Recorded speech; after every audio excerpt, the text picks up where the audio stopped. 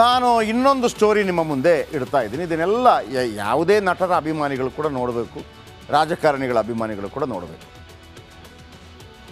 ದೂರ ದುರ್ಜನರ ಸಂಗಮ ಭಂಗವಯ್ಯ ಎಂಬ ಬಸವಣ್ಣನವರ ವಚನ ಕೇಳಿದ್ದೀರಿ. ಈ ಮಾತು ಇದೀಗ ನಿಜವಾಗಿದೆ. ದೂರ ದುರ್ಜನರ ಸಂಘ ಮಾಡಿದ ಡಿ ಗ್ಯಾಂಗ್ನ ನಂದೀಶ್ ಕಂಬಿ ಹಿಂದೆ ಇದ್ದರೆ ಇತ್ತ ಇವನ ಕುಟುಂಬ ಕಣ್ಣೀರಲ್ಲಿ ಕೈ ತೊಳಿತಾ ಇದೆ. ಈಗ ನಾವು ಯಾವುದೊಂದು ಕೆಲಸಕ್ಕೆ ಯಾಕೆ ಸೇರ್ತೀವಿ? ಮನೆ ಮಠ ಎಲ್ಲ ಚೆನ್ನಾಗಿ ನೋಡ್ಕೋಬೋದು, ಹೆಂಡತಿ ಮಕ್ಕಳನ್ನು ಚೆನ್ನಾಗಿ ನೋಡ್ಕೋಬೋದು, ಯಾವುದಾದ್ರೂ ಒಂದು ವ್ಯಾಪಾರ ಗಿಪಾರ ಮಾಡ್ಕೊಂಡಿರ್ತೀವಿ. ಸರಿಯಪ್ಪ, ನೀವು ಡಿ ಬಾಸ್ ಹಿಂದೆ ಹೋಗಿದ್ದೀರಿ, ಆದರೂ ಕೂಡ ನಿಮ್ಮ ಮನೆ ಮಠ ಚೆನ್ನಾಗಿದ್ದಿದ್ರೆ ಪರವಾಗಿಲ್ಲಪ್ಪ, ಡಿ ಬಾಸ್ ಜೊತೆ ಹಿಂದೆ ಹೋದರೂ ಕೂಡ ಒಂದು 25 ಲಕ್ಷ 50 ಲಕ್ಷ ಕೊಟ್ಟು ಮನೆ ಗಿಡ ಎಲ್ಲ ಚೆನ್ನಾಗಿ ಮಾಡ್ಕೊಂಡಿದ್ದಾರೆ, ಅವ್ರ ಫ್ಯಾಮಿಲಿ ಎಲ್ಲ ಚೆನ್ನಾಗಿದೆ, ಸುತ್ತಮುತ್ತ ಹುಡುಗರನ್ನು ತುಂಬ ಚೆನ್ನಾಗಿ ನೋಡ್ಕೊಂಡಿದ್ದಾರೆ ಅಂತಂದರೆ ಬೇರೆ.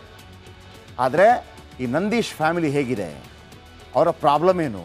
ಪಾಪ ಒಂದು ಗಾಡಿಯಲ್ಲಿ ಬರೋದಕ್ಕೆ ಡೀಸೆಲ್ ಪೆಟ್ರೋಲ್ ಹಾಕೋದಕ್ಕೆ ದುಡ್ಡಿಲ್ಲ, ಯಾರೋ ಕಾರ್ ಕೊಡ್ತೇನೆ ಅಂತಂದರೂ ಕೂಡ ಮಗನನ್ನು ನೋಡೋಕೆ ಬರೋಕ್ಕೆ ದುಡ್ಡಿಲ್ಲ. ಇಂಥ ಪರಿಸ್ಥಿತಿಯಲ್ಲಿ ಬೇಕಾ ನಿಮಗೆ ಅಂತ ಕೇಳ್ತಾ ಇದ್ದೀವಿ. ಬನ್ನಿ ಈ ಸ್ಪೆಷಲ್ ರಿಪೋರ್ಟ್ ನೋಡೋಣ ಬನ್ನಿ.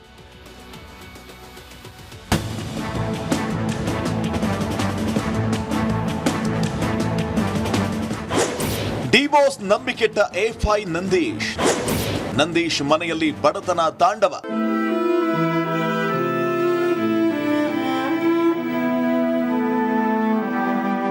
ಈ ದೃಶ್ಯ ನೋಡಿ, ಇವನೇ ನಂದೀಶ್, ಡಿ ಗ್ಯಾಂಗ್ನ A5ನೇ ಆರೋಪಿ. ದರ್ಶನ್ ಮೇಲಿನ ಹುಚ್ಚಾಭಿಮಾನದಿಂದ ಜೈಲು ಪಾಲಾಗಿರೋ ದುರುಳ.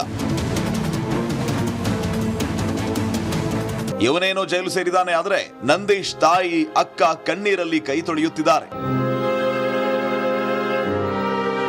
ಮಾಡೋದಿಕ್ಕೆ ನಮ್ಮ ಹತ್ರ 1 ರೂಪಾಯಿ ದುಡ್ಡಿಲ್ಲ ಸರ್, ಅದೇ ಇವಾಗ ಕಷ್ಟ ಆಗಿರೋದು. ನಂದೀಶ್ ಏನು ಸಾಹುಕಾರ ಸಿದ್ಧ ಅಲ್ಲ, ಇವನ್ ಮನೆಯಲ್ಲಿ ಕಿತ್ತು ತಿನ್ನುವ ಬಡತನ ಇದೆ. ಜೈಲ್ಗೆ ಹೋಗಿ ಮಗನನ್ನು ನೋಡ್ಕೊಂಡು ಬರೋಣ ಅಂದ್ರೆ ಕೈಯಲ್ಲಿ ಕಾಸಿಲ್ಲ. ಇನ್ನು ವಕೀಲನ್ನ ಎಲ್ಲಿ ನಂಬಿಸೋಕಾಗುತ್ತೆ ಅಂತ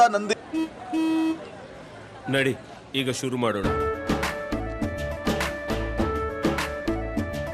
ಕೇಸರಿಯಿಂದ ಮನೋಲ್ಲಾಸ ಮನಸ್ಸು ಮತ್ತೇರಿ ಕುಣಿದಾಡಿದೆ ನೋಡು, ಮನಸ್ಸು ಮತ್ತೇರಿ ಕುಣಿದಾಡಿದೆ ನೋಡು. ಕ್ಷಣ ಕ್ಷಣವೂ ಆಚರಿಸಿ ಕೇಸರಿ ಹಬ್ಬ. ವಿಮಲ್ ಬಾಯಲ್ಲಿ ಹೇಳಿ ಕೇಸರಿ.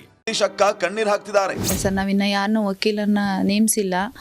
ಮುಂದೆ ಏನಾಗುತ್ತೋ ಫಸ್ಟ್ ಅವ್ರನ್ನ ಹೋಗಿ ಮೀಟ್ ಮಾಡಿ ಆಮೇಲೆ ಮುಂದೆ ಏನಾಗುತ್ತೋ ಮಾಡ್ತೀವಿ. ಎಲ್ಲರ ಹತ್ರನೂ ಸಹಾಯ ತಗೊಂಡೆ ಇವಾಗ ನಾವು ಮುಂದುವರಿಬೇಕು. ಈಗ ನಾವು ಓನಾಗಿ ಮುಂದುವರಿತೀವಿ ಅಂದರೆ ನಮಗೆ ತುಂಬ ಕಷ್ಟ ಇದೆ, ಸಹಾಯ ತಗೊಳ್ಳೇಬೇಕು. ತುಂಬ ಕೆಟ್ಟಿದೆ ಸರ್. ಅವ್ನು ಕೊಡೋ ದುಡ್ಡಲ್ಲೇ ನಾವು ಜೀವನ ಮಾಡ್ಕೊಂಡು ಹೋಗ್ತಿದ್ವಿ.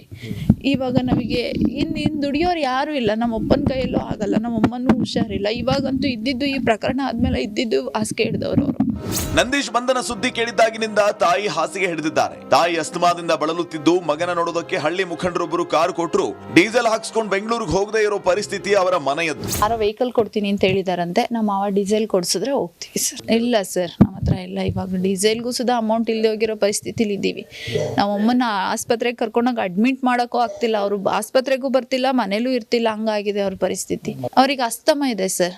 ಹೌದು, ಅದೇ ಕೊರಗಾಗಿದೆ ಅವರಿಗೆ. ಯಾವತ್ತು ಯಾರ ಕೈಲೂ ಬೈಸ್ಕೊಂಡಿರ್ಲಿಲ್ಲ, ಆಡಿಸ್ಕೊಂಡಿರ್ಲಿಲ್ಲ, ಮರ್ಯಾದೆಗೆ ಅಂಜಿ ಬದುಕ್ತಿದ್ದವನು ಇವತ್ತು ಹಿಂಗಾಗಿದೆ ಅಂತ ಅವರಿಗೂ ತುಂಬಾ ನೋವಿದೆ. ಮಂಡ್ಯ ತಾಲೂಕಿನ ಚಾಮಲಾಪುರದ ನಂದೀಶ್ ಕುಟುಂಬದವರು ನೆರವಿನ ನಿರೀಕ್ಷೆಯಲ್ಲಿದ್ದಾರೆ. ಈ ಸ್ಟೋರಿ ನೋಡಿ ಆದ್ರೂ ಬೊಬ್ಬೆ ಹೊಡೆಯುವ ಡಿ ಬಾಸ್ ಅಂಧಾಭಿಮಾನಿಗಳೇ ಇವರ ನೆರವಿಗೆ ಬರ್ತಾರಾ ಅಂತ ಕಾದ್ ನೋಡ್ಬೇಕಾಗಿದೆ. ಮಾಡೋದಿಕ್ಕೆ ನಮ್ಮ ಹತ್ರ 1 ರೂಪಾಯಿ ದುಡ್ಡಿಲ್ಲ ಸರ್, ಅದೇ ಇವಾಗ ಕಷ್ಟ ಆಗಿರೋದು.